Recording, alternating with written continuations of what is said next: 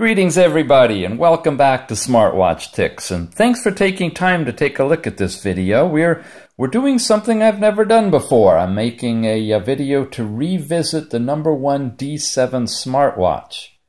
Why am I doing this?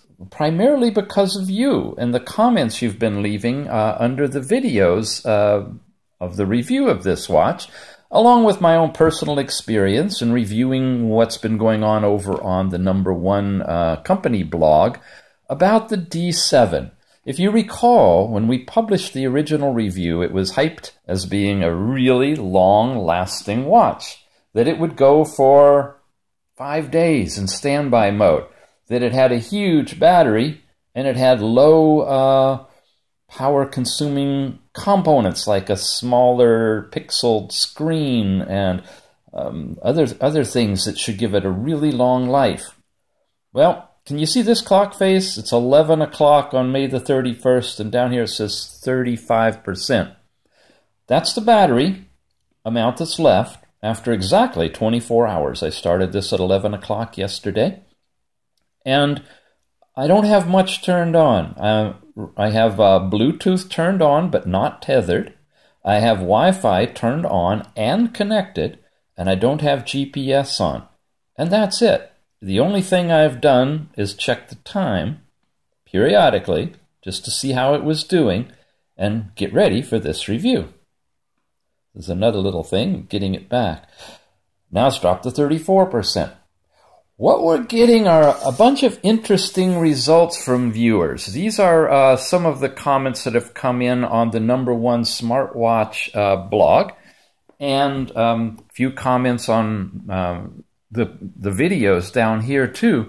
And basically there's some issues showing up related to this watch. So let's talk about them. There's an issue related to airport mode. Some people are having the plane stuck in airport mode, or airport mode, that doesn't allow for the watch to do its things, even with Bluetooth, Wi-Fi, GPS all on and connected, and with it connected to FunFit. There's issues related to the weather. It's stuck. All of us have it stuck in Shenzhen, it seems. Now, there is a firmware update for this watch, and it's supposed to be pushed as an over-the-air update, or you can download it and do a firmware flash. Well, I did that. I flashed the firmware on this watch, and I don't have Shenzhen anymore, but I don't have any weather whatsoever. Whether I have GPS on or off, Wi-Fi on or off, Bluetooth on or off, connected, not connected, outside, inside, upside down, I don't get any weather. So there's a firmware update that's supposed to handle issues with the battery, issues with the weather, and some of these other connectivity issues, but I'm not seeing the results in my watch. So I felt compelled to kind of bring this to your attention if you're considering the D7 and future D blank products like the D7W that's about to come out, a D8, D9, whatever, that we need to scrutinize these a little bit more to see exactly what's going on inside. Because the video that I made on this really looked like this was the godsend watch of all time if you wanted an Android watch with a long life. And unfortunately, as you can see from some of these comments, it's not that way. And that's been my truth too. The test results I did on the original review with nothing turned on, no radios, airplane mode, power save mode, and only looking at the time periodically, gave me 3 days. I have not gotten anywhere like 5 days. So not sure. 500 milliamp battery supposedly in here, and we're not quite getting what was claimed in terms of life, and certainly not getting a long life when it's being used as just regular day-to-day use. In fact, one of these, I believe, says they're doing better with their D5 than they are with the D7. So, where do we go from here? Well, we'll talk about a few more things. On my particular unit, the button is sometimes not working well. It'll press it and it'll come up, but then other times I have to press really hard before I can get it to come up. That's not really good. when you get into the overall settings and you go into the power saving and you do that open hand bright thing, I think you read in some of the comments that that doesn't really work well. Let's see. I can't even turn it off. There we go. There. Okay, now we're off. Oh, there it came on by itself. I have to wait for it to time out. You see, I should be able to push it and it turns on, and push it and it turns off, right? Okay. Now when I twist it, well, it went on when I twisted it down. It's really strange. Many times I lift my arm to want to see what the time is, and I'm not getting it. I can't turn it off just by pressing it. Okay, it's off, right? Everybody sees it's off?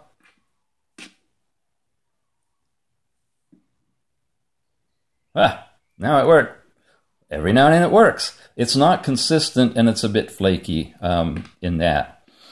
And the straw that kind of brought me to this point of saying, you know, we really have to take a look at this watch and do a follow-up on it, is what's inside.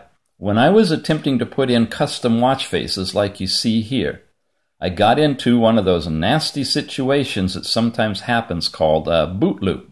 And boot looping is when you've installed the watch faces, and then you go to restart the watch, and it'll come up with the logo, and then it turns itself off and starts over again. And it gets into this loop where it just won't stop. Now, the common fix for that, and it usually works, is you take it apart. So I'm going to do that, because that's what I did.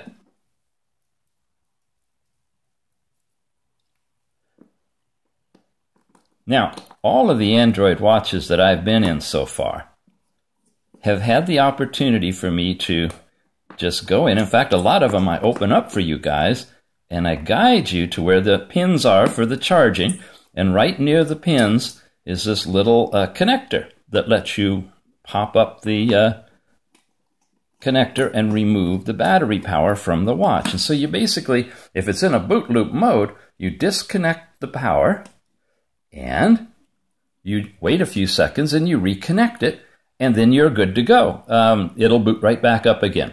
If it still doesn't do it, you have to flash firmware and blah, blah, blah. But that's always a good start, is to disconnect the battery.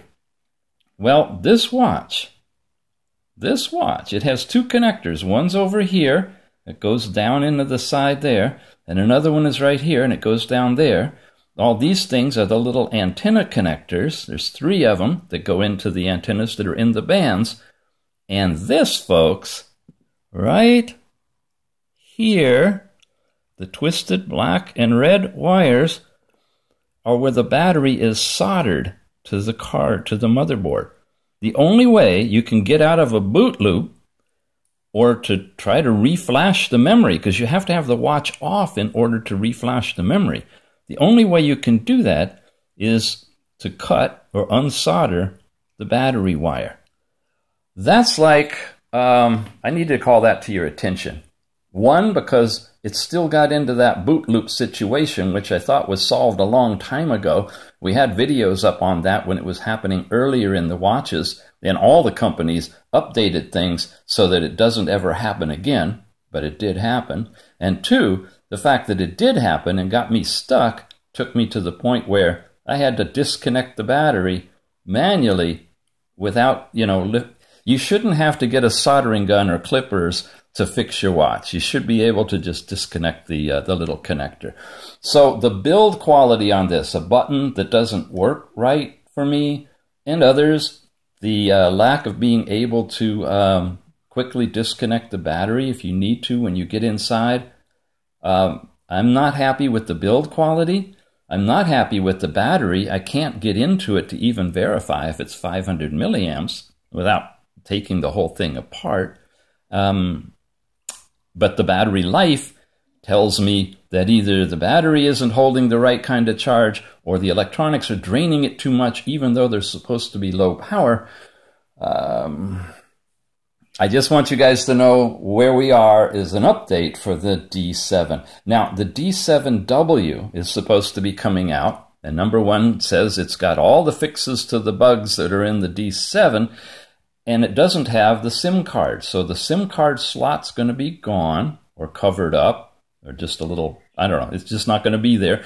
And it's not going to function as a standalone smartwatch phone. However, all the rest of the watch will be the same. The firmware, the software, the operating system is supposed to be the same. And because this is a standalone watch phone, the tethering that this does with the installed app on your phone does not allow for making phone calls, right? It's really limited just for sending notifications to the watch.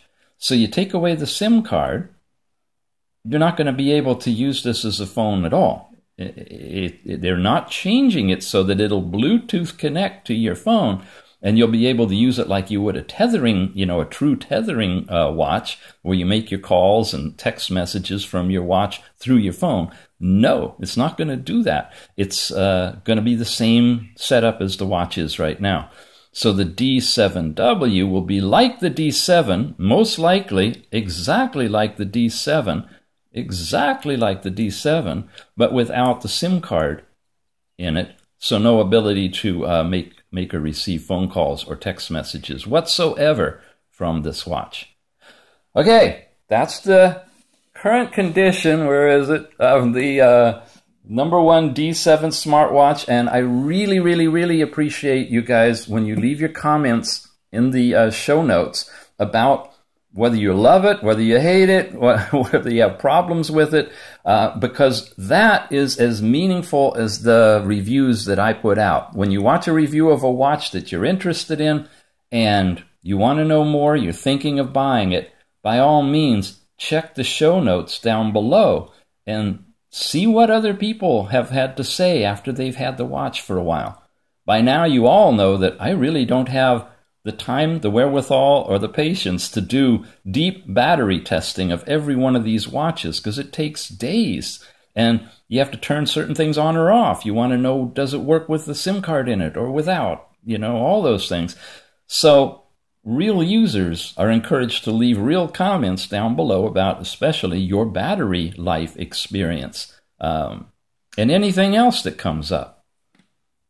All right, enough of this. There's a update for the D7 smartwatch from No.1 with some of the concerns that users are expressing and that I've found in mine. We'll see you again with more reviews. Thanks for watching, and definitely thanks for taking a look at this one.